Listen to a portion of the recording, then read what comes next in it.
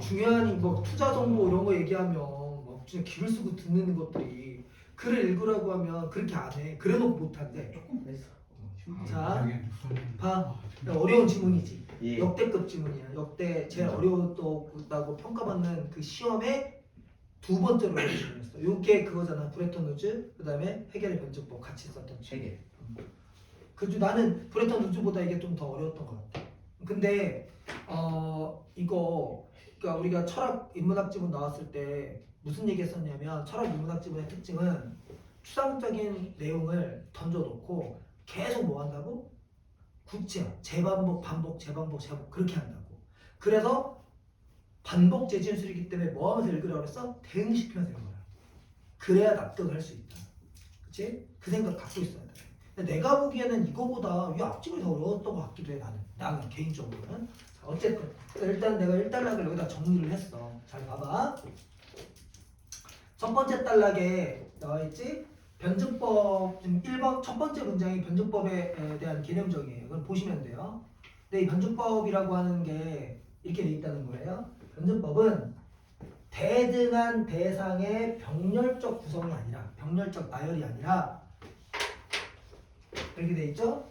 대립적 두 범주. 그러니까 이게 아니라 그러니까 이런 거에 주목하는 거예요. 그러면 얘하고 얘가 무슨 관계가 되는 거냐면 대립 관계가 되는 거고 시험에서 그렇게 될 거라고요. 그러니까 병렬 무슨 뭐 대등한 것에 대한 대등한 것과의 관계 이런 얘기들은 다 틀린 거예요. 해놓고 대립적 두 범주가 있습니다. 그럼 대립적 두 범주가 뭐 한다고요? 조화와 통일을 준다고. 이 정도는 다 알잖아요. 그리고 나서 뭐가 되느냐? 수렴적 상향이 되어야 그게 뭐다? 그게 변증법이다. 그러면 잘 생각해 보세요. 지금 본문에도 그렇게 나오지만 A, B, C가 있는데 이 A, B, C가 어떻게 되는 거냐면 대립적 두 범주가 있다는 거예요. 그러면 예를 들면 A, B라는 거죠.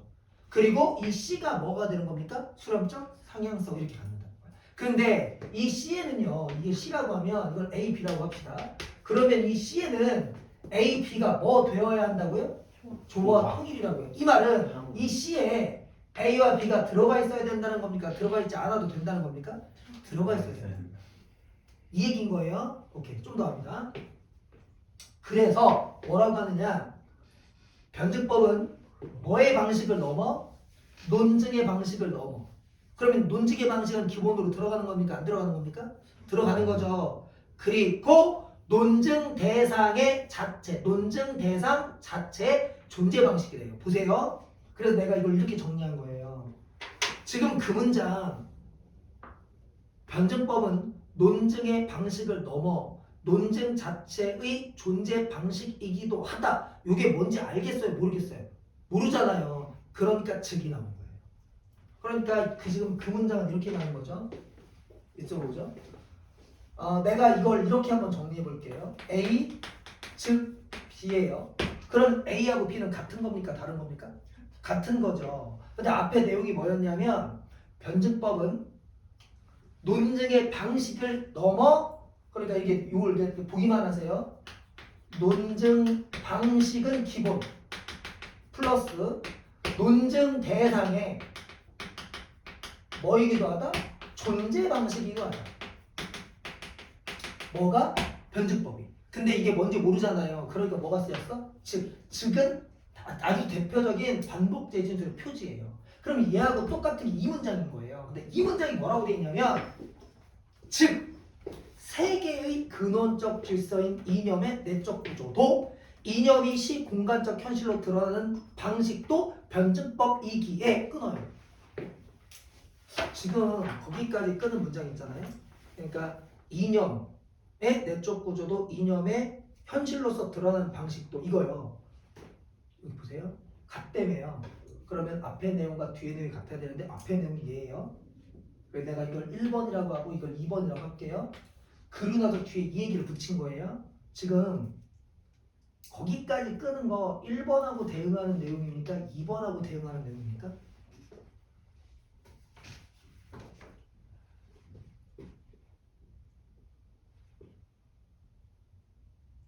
2번하고 대응하는 내용이죠. 왜냐하면 거기 내적 구조도 겉으로 드러나는 방식도 그랬잖아요. 그럼 겉으로 드러내는 게 이거 아니에요? 존재 방식 겉으로 드러나는 거, 현실로 드러나는 게 존재하는 방식이잖아요. 아, 그럼 지금 얘가 이념의 내적 구조 그리고 이념의 현실로 드러나는 방법 모두 뭐다? 변증법이다가 이 얘기네. 그럼 이 대상이 뭐예요? 그럼 변증법을 알고 싶은 게 뭐예요? 이념.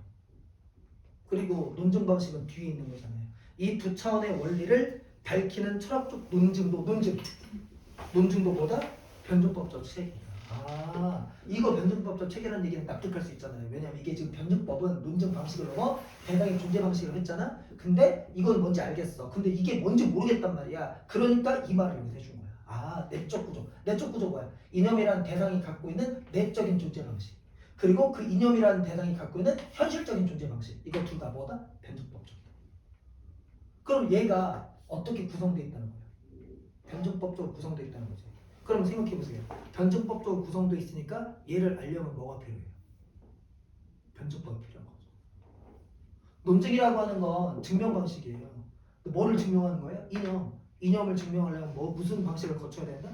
변증법을 거쳐야 된다. 왜냐하면 이 자체가 뭐로 존재하기 때문에 변증법으로 존재한다. 이해하시겠죠? 첫 번째 단락에서 나머지 문장은 특별히 어려운 건 없었을 것 같고 그냥 내가 보기에는 그 네 번째 줄 끝에 해겔에서 변증법은 논증의 방식을 넘어 여기서부터 끝까지 요 문장이 좀 까다롭던 것 같아요. 까다로우니까 뭐를 쓴 거예요? 이거 쓴 거예요. 이거 재진술. 근데 재진술이 더 까다로워. 근데 말했잖아요. 잘 모르는 게 나와.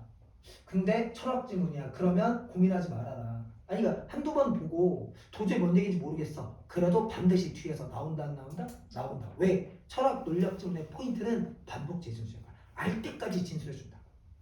그래서 일단 여기가 이게 되면 좋겠고 만약에 안 되면 변증법 얘기인데 하여튼 어쨌든 변증법 얘기하는구나 정도만 생각하고 넘어가시라고. 여기가 되지? 두 번째 단락 가겠습니다. 두 번째 단락은 이제 얘기한 거야. 그래서 내가 여기다 쓴 거예요. 이념이 바로 대상이에요. 논증 대상.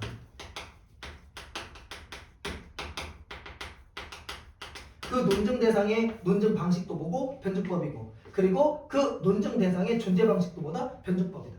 그러니까 변증법적으로 존재하는 이 대상을 알려면 뭐가 필요하다? 변증법이 필요하다. 이렇게 하는 거야. 됐죠? 오케이. 여기까지. 이게 이제 1단락입니다. 자, 만약에 자기가 이해를 못했어. 괜찮아요. 적어도 뭐는 놓치면 안 돼요? 일단 뭐가 제일 많이 반복된 단어가 뭐예요? 변증법이죠. 그러니까 일단 첫 번째 단락에서는 뭐가 포인트라는 건 잡아야 돼요. 변증법. 그러니까 이건 잡아야죠. 다른 다 놓쳐도 이건 잡으면 돼요. 다음 이어지는 단락 첫 문장 보겠습니다. 해겔은 미학도 철저히 변증법적으로 구성된 체계 안에서 다루고자 한다. 그러면 이제 미학도, 그러니까 미학 요거 얘기하겠다는 거예요. 미학을 변증법적으로 보겠다는 겁니다. 그에게 미학의 대상인 예술은 나왔어요. 예술은 종교 철학과 마찬가지로 절대 정신의 한 형태이다. 그 얘기는 무슨 얘기냐면 절대 정신이라고 하는 것이 형태가 몇 가지가 있다? 세 가지가 있다. 뭐? 예술, 종교, 철학. 됐죠? 예술, 잠깐만요. 지금 얘들 다 어떤 체계 안에서 다룰 거예요? 변증법 체계 안에서 다룰 겁니다. 근데 변증법이 뭐죠? 대립적 두범주의 조화와 통일을 통한 수렴적 상향성입니다. 이거 잘 생각하고 계세요? 자, 가보겠습니다. 절대 정신은, 자, 절대 정신이 뭐예요? 이거죠. 절대 정신은 절대적 진리인 이념. 나왔네요. 이념을 인식하는 인간 정신의 영역을 가리킵니다. 잠깐만요. 이 절대 정신은 뭐를 인식한다고요? 이념. 그럼 얘가 인식하는 대상은 이념이었어요. 그런데 우리가 이미 1단락에서 이념은 어떻게 존재한다는 걸 확인했습니까? 변증법적으로 존재한다고 그랬죠. 그리고 얘를 논증하는 방식도 뭐라고요? 변증법. 그러면 절대 정신이 이념을 인식하려면 뭐가 필요해요? 변증법이 필요한 거예요. 이해됐죠? 아, 여기에 변증법이 있어야 돼. 왜? 얘의 존재 방식도 변증법이고 이걸 논증하는 방식도 변증법이니까 어쨌든 절대정신으로 내가 이념을 알고 싶어. 그럼 반드시 무엇을 거쳐야 되는 겁니까? 변증법을 거쳐야 돼요. 자, 변증법 지금 몇 번 나오는 거예요. 졸라 많이 하고 있어요. 아, 또 잘 가르치는 것 같아요. 자, 좀 더 하겠습니다. 밑빠지도 이게 물붓기예요. 우리 계속 세고 있어.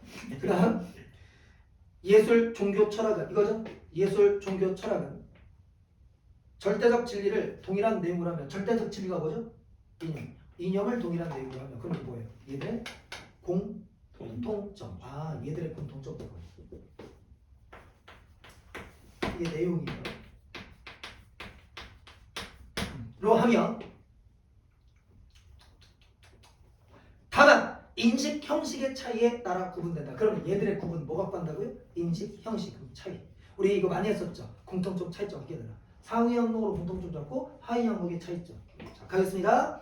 절대정신의 세 형태에 각각 대응하는 형식은 이때 형식이 무슨 형식? 인식 형식. 자, 여기에 대응하는 인식 형식은 직관, 표상, 사유다. 그럼 이렇게 가네요. 이거 뭐라고 한다고요? 직.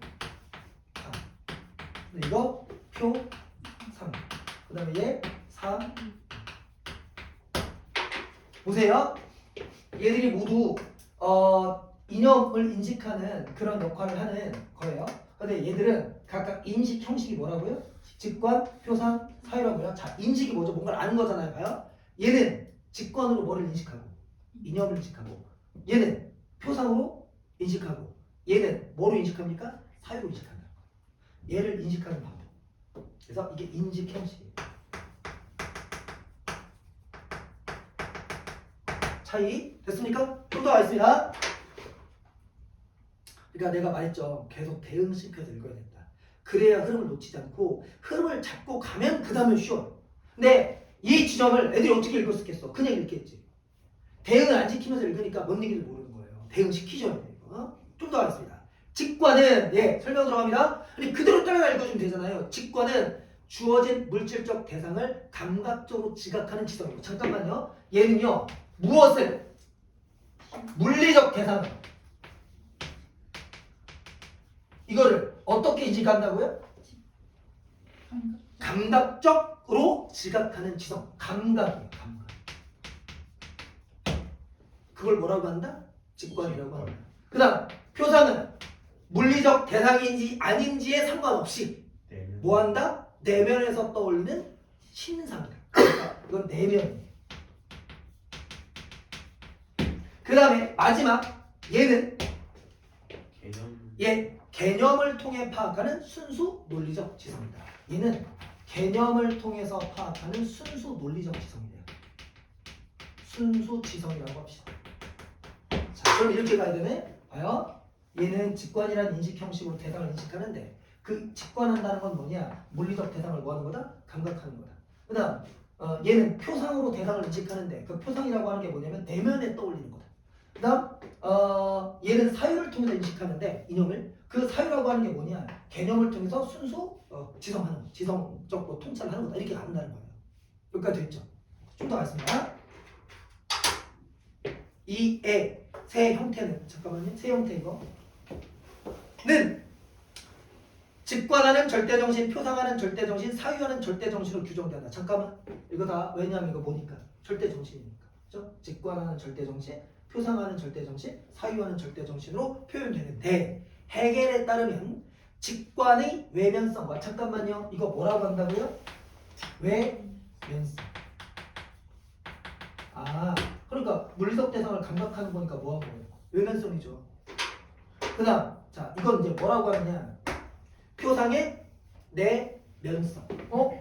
이건 납득하죠. 여긴 내면에서 이루어지는 거니까 잠깐만요. 잘 보세요. 얘하고 무슨 관계예요? 대립이죠. 뭐예요? 대립적 부분. 그럼 뭐 나와야 돼? 조화와 통일을 통한 수렴적 상향성. 그럼 얘가 뭐예요? 수렴적 상향성.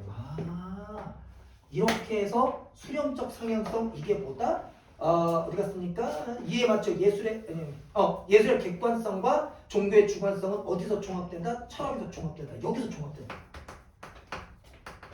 보세요. 외면성이 뭐라고요? 객관성.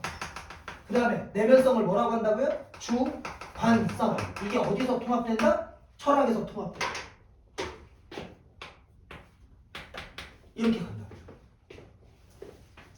여러분 잘 보세요. 그럼 이게 뭐예요? 다른 말로 바꿔서 세 자. 두 자. 무슨 법?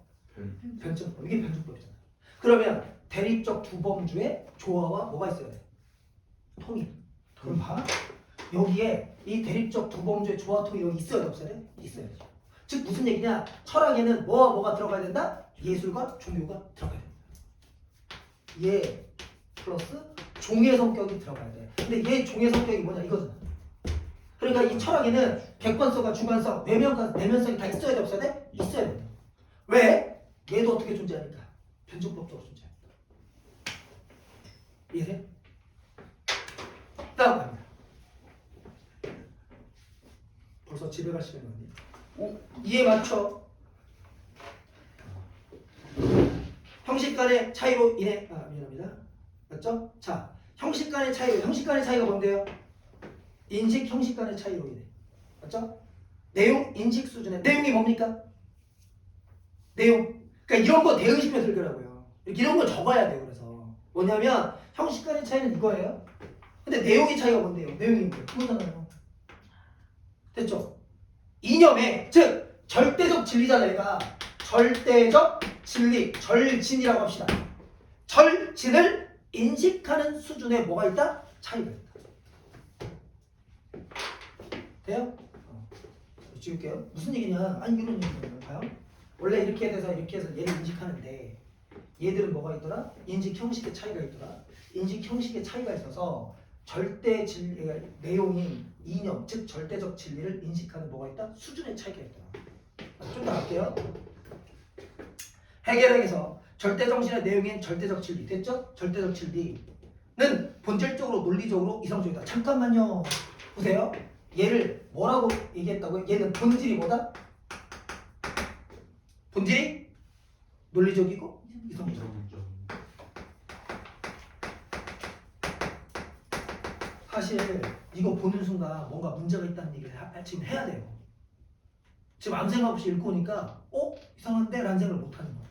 왜 못할까? 잘 보세요.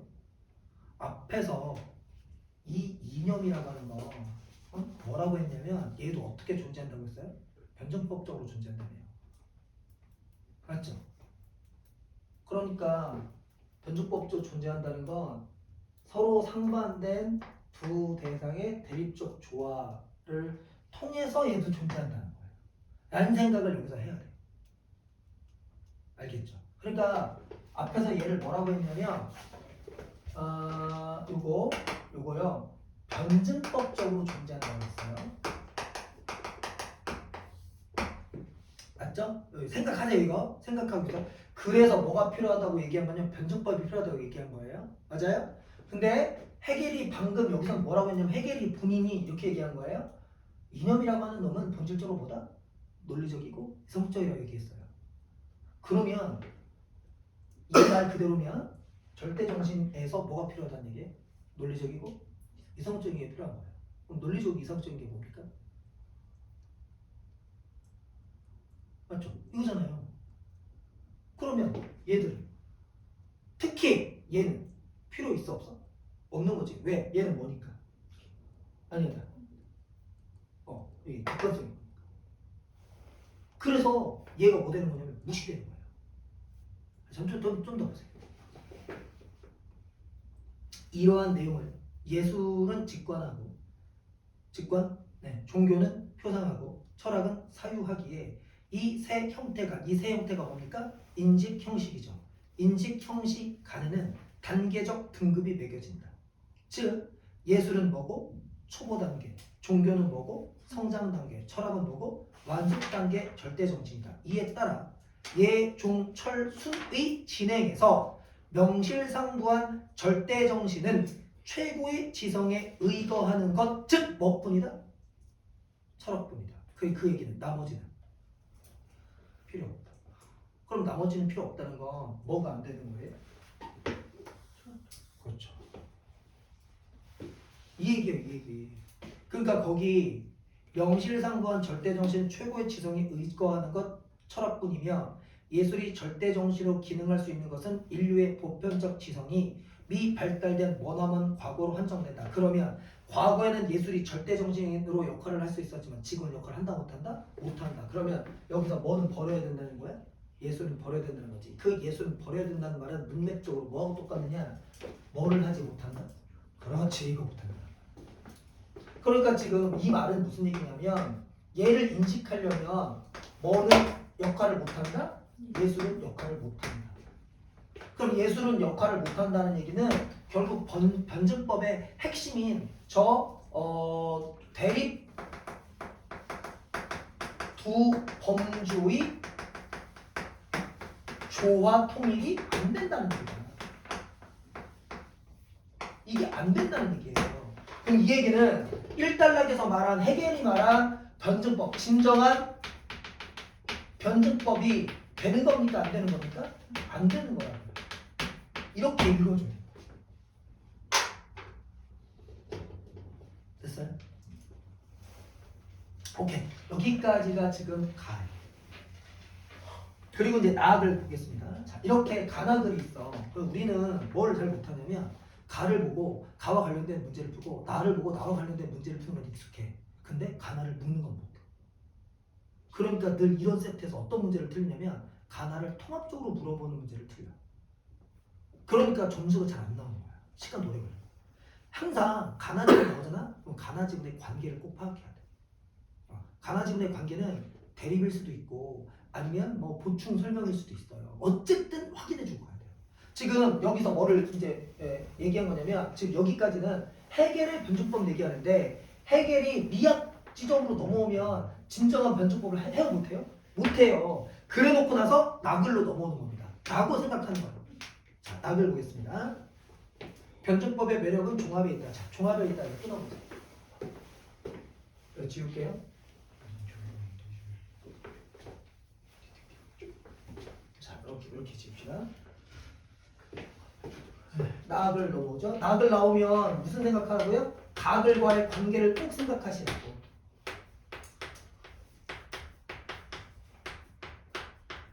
이게 대립일 수도 있고 아니면 일치일 수도 있어. 생각하시고 변증법의 매력은 종합에 있다. 자, 종합이 뭐죠? 종합이 뭐예요? 변증법의 매력에서 종합이 뭡니까? 대립적 두 범주의 조화와 통일을 통한 종합이에요. 이거예요. 그렇죠? 자, 좀 더 할게요. 종합의 범주는 두 대립적 범주 중 하나의 일방적 승리로 끝나도 안 되고 두 범주의 고유한 본질적 규정이 소멸되는 중화 상태로 끝나서도 안 된다. 끊어보세요. 그럼 얘기가 무슨 얘기예요? 뭐를 이루어야 된다? 조화와 통. 그럼 그 문장은 조화와 통일이 된다는 겁니까? 안 된다는 겁니까? 안 된다는 얘기잖아요. 종합은 양자의 본질적 규정이 유기적 조화를 이루어 질적으로 고양된 최상의 범주 생성. 자, 이거 여기서 끊어요. 다른 말로 바꿔보세요. 조화 통일을 통한 수렴적 상향성. 그 얘기잖아요. 아, 보세요. 지금 나필자도 뭐에 대해서 얘기하냐면 변증법에 대해서 얘기하는데 변증법 중에서 뭐에 대한 얘기를 하는 겁니까? 종합에 대한 얘기를 하는 거예요. 그 변증법의 핵심은 뭐냐? 뭐와 뭐는 하면 안 되고 있습니까? 두 대상 중 일방적 승리로 끝나서는 안 되고 두 대립 범주의 일방적 승리도 안 되고 그 다음에 또 하나는 고유한 본질적 규정이 소멸되는 것도 안 된다. 그리고 중화 상태다. 이걸 중화 상태로 한다고 했으니까 중화 상태가 안 된다. 그래서 나온 게 뭐냐? 그 다음 문장이죠. 본질적 규정이 유기적인 조화를 이루게 됩니다. 두 범주에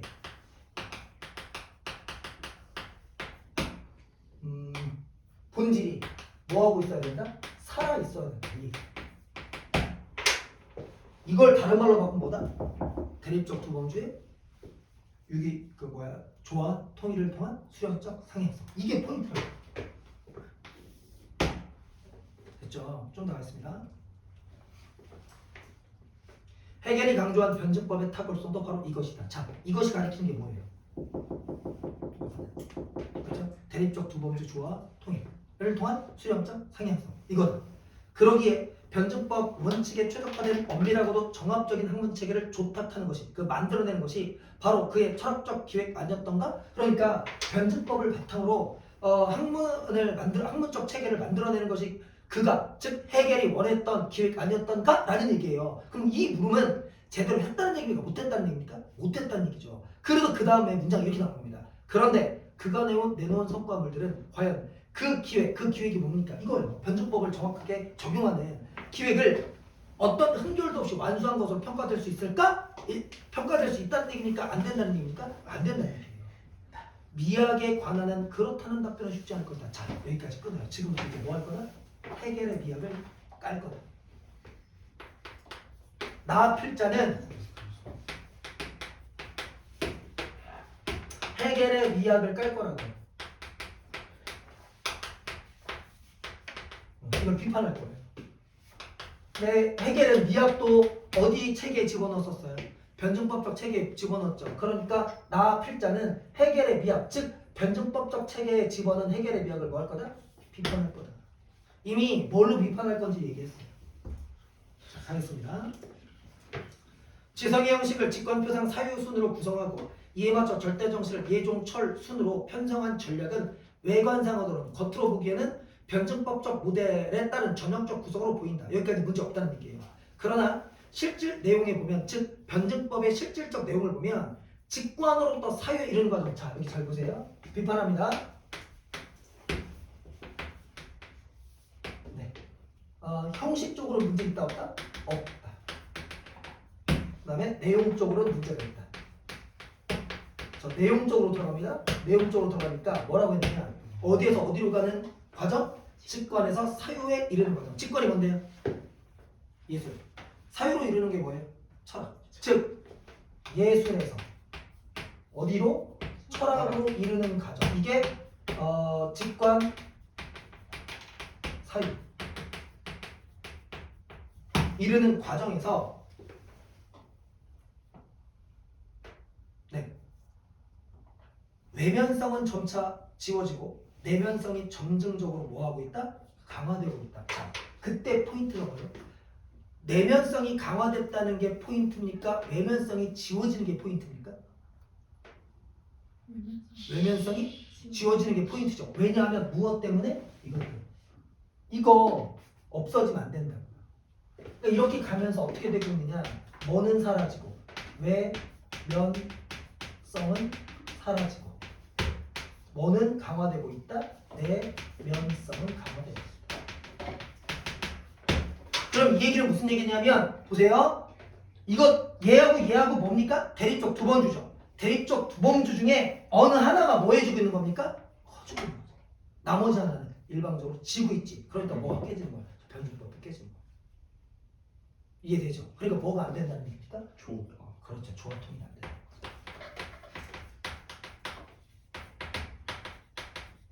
그럼 조화통일이 안 되니 상향적 수렴성도 되는 거야, 안 되는 거야? 안 되는 거죠. 그 얘기하는 거예요.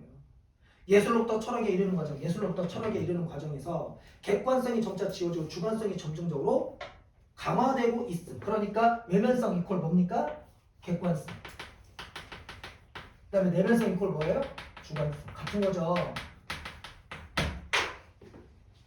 진정한 변증법적 종합은 이루어지지 않는다. 직관의 외면성 및 예술의 객관성의 본질은 무엇보다도 감각적 지각성인데 이러한 핵심적 요소가 뭡니까? 감각적 지각성이죠. 감각적 지각성이 그가 말한 조각 단계에서는 뭐 됐다? 완전히 소거됐다. 그러니까 이게 된 거야, 안 된 거야? 안 된 거죠.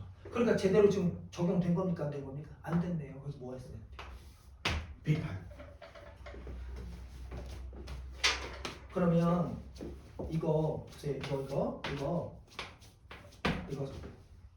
맞죠? 그럼 글은 어디로 가야 돼? 그렇죠. 이제 해결 누가 말해야 돼? 해결. 나의 필자가 말해야겠죠. 자, 그럼 문제점 나오면 그 문제점에 뭐에 주목하라고 그랬어요? 원인에 주목하라고 그랬죠. 원인이 뭐예요? 뭐가 지워진 거?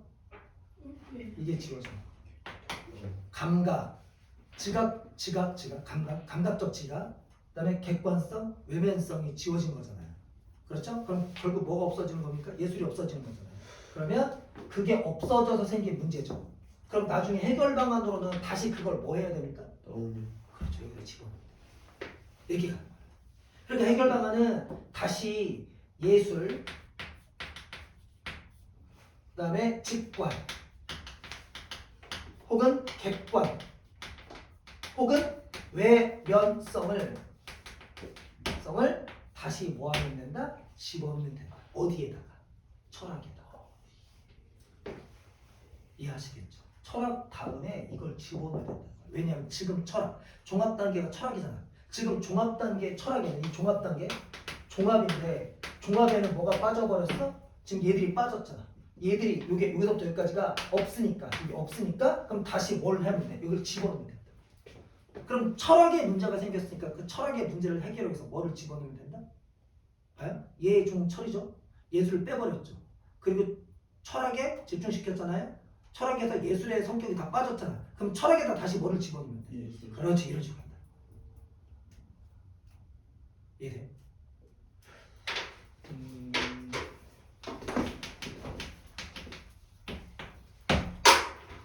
잠깐만요. 지금 이게 이해가 될는지 모르겠어요. 이게 제일 까다로울 것 같아요. 잘 보세요. 해결식으로 하면 나필자가 이렇게 보는 겁니다. 원래 어떻게 해야 되냐면 예술, 그 다음에 종교, 그 다음 뭐죠?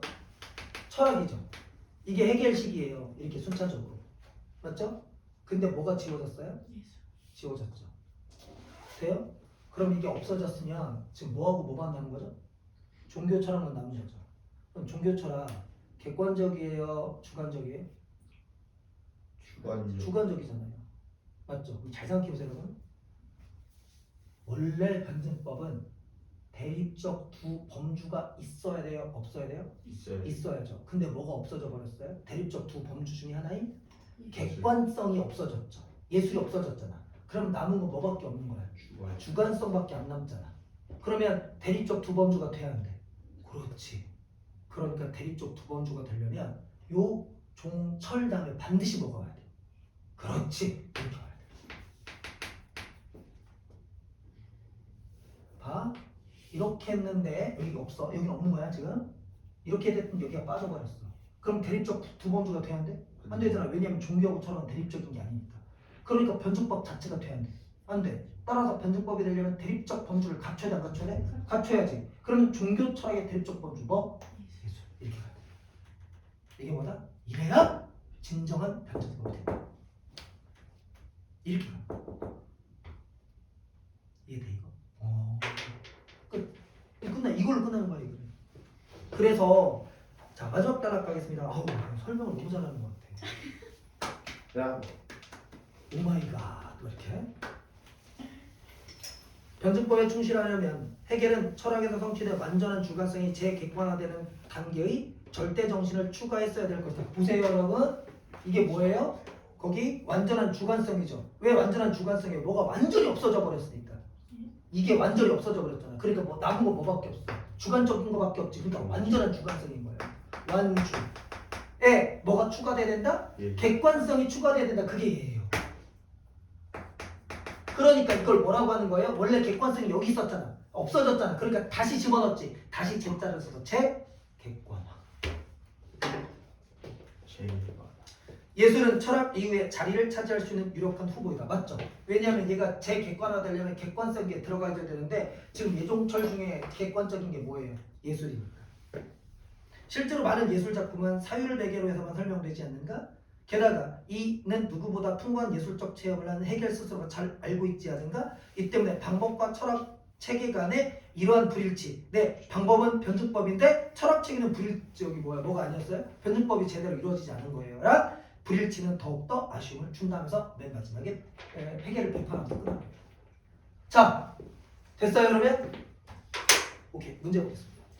그럼 제일 오답률이 높았던 그 유명한 문제 9번 문제를 볼게요. 발문을 잘 보세요.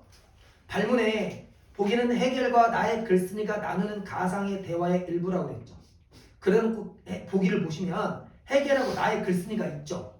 그럼 나의 글쓴이에 가라는 말이 됩니다라는 거예요. 그럼 이 말은 가 글쓴이의 입장이겠습니까? 아니면 해겔의 입장이겠습니까? 해겔. 이 문제 의도를 잘 생각하셔야 돼요. 지금 발문에 나 글쓴이가 나누는 가상의 대화라고 했기 때문에 이건 나 글쓴이의 입장과 해겔의 입장을 뽑아내는 거예요. 돼요? 그러면 해겔의 입장은 봤으니까 나 글쓴이 입장이 뭔지를 생각해 보시라고. 그래놓고 선택지를 보는 거예요. 그러니까 이 문제는 결국은 나 필자가 누구한테 한 말을 찾는 거하고 똑같은 거예요? 해겔에게 한 말을 찾는 것과 똑같은 거예요. 그러면 누구의 입장이 답이 돼야 돼요? 나 필자 입장이 답이 돼야죠. 됐어요? 자, 해결 보겠습니다. 나 필자를 잘 생각해 보세요. 어떤 얘기를 하는지. 괴테와 실로의 문학 작품을 읽을 때 놓치지 말아야 할 점이 있네. 그 괴테와 실로의 문학 작품 괄호 묶고 거기 위에다가 예술이라고 써보세요. 이 두 천재도 인생의 완숙기에 이르러서야 비로소 최고의 지성적 통찰을 진정한 예술미로 승화시킬 수 있었네. 끊어요. 최고의 지성적 통찰. 다른 말로 바꿔보세요. 두 자. 철학. 그러니까 무슨 얘기예요? 철학을 어디로 승화시켰다? 그러면 이 얘기 아니에요? 철학에서 어디로 갔다? 예술. 아니 철학이 최고의 지성적 통찰이라며. 근데 어디로 갔어? 예술로 갔잖아. 그러면 철학보다 예술이 뭐한 거야? 그래 더 높은 거잖아. 그참 이게 뭐야? 수렴적 상향성. 아니 해겔 지는 앞에서는 예술은 필요 없다며. 근데 여기서는 철학 다음에 예술로 넘어가는 수렴적 상향성을 보여줬잖아. 맞지? 그러니까 앞뒤가 맞아 안 맞아? 안 맞지 그 얘기. 되니? 그러면 여기 봐. 야, 요거나 같은 얘기야 다른 얘기? 같은 얘기네. 그러니까 결국 누구 의견 물어보는 거야? 나 필자 물어봐. 그러니까 이렇게 가는 거야.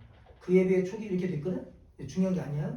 나 글쓴이가 뭐라고 하냐면 방금 그 말씀이 어디서 한 말씀이야? 보기에서 한 말이지. 선생님의 기본 논증 방법. 선생님의 기본 논증 방법은 뭔데? 변증법을 연결하면 가라는 말입니다. 그러면 지금 보기에서 해겔이 말한 걸 뭐로 연결해라? 변증법에 연결해라. 그러니까 철학 다음에 예술이 오는 걸 변증법으로 해봐라 이거잖아. 그러니까 얘가 뭐가 되는 거야? 재계과 이렇게 되는 거죠. 이해됐니? 결국은 나의 글쓴이가 생각하는 바람직한 변증법이 무엇인지를 말하는 문제인 거야. 이 문제가. 2번. 이론에서는 외면성에 대응하는 예술이 맞지? 현실에서는 현실이 어딘데? 보기잖아. 보기에서는 내면성을 바탕으로 한 절대정신일 수 있겠다. 됐니? 왜냐하면 이게 뭐 된 거니까. 봐봐. 종, 철, 예지. 그럼 여기서 뭐 돼야 돼? 종, 합이잖아. 그럼 종합되려면 뭐하고 뭐가 다 들어가 있어야 돼. 주관성과 객관성이 각지 들어가 있어야 될 거 아니야. 근데 예술은 어차피 무슨 성이야? 그렇지. 객관성이지. 그러니까 객관적인 예술이 종합 단계니까 뭐를 포함하고 있다고 해야 돼? 주관성. 주관성 이퀄 뭐야? 내면성. 그러니까 내면성을 바탕한 절대정신 돼야 돼. 되네. 답이. 되니? 이거 제일 많은 답을 몇 번으로 했느냐? 4번으로 했어. 오답을. 이론에서는 객관성을 본질로 하는 예술이 문제없지? 현실에서는 객관성이 사라진 주관성. 뭐가 틀렸어? 사라짐이 틀렸잖아. 이러면 안 된다고. 왜? 변증법에 집어넣으라며. 그럼 얘도 변증법적으로 봐야 될 거 아니야. 그럼 여기서 뭐 돼야 돼? 종합돼야 되는 거거든. 아니, 종합되려면 여기에 주관성, 객관성이 다 있어야 될 거 아니야. 맞지? 그러니까 지금 그 문제는 뭐 물어보는 거냐면 바람직한 또는 제대로 변증법을 하는 게 뭐냐 이런 거예요. 됐어? 그래서 답은 줘. 시간이 없어서 문제 다 풀었어요? 풀었어 문제는? 5번에 1번 6번에 3번 7번에 4번 8번에 3번 됐어? 뭐 틀렸어? 5번, 6번, 8번이요. 다 틀렸어? 5번 봐봐. 5번 애들 많이 틀렸어.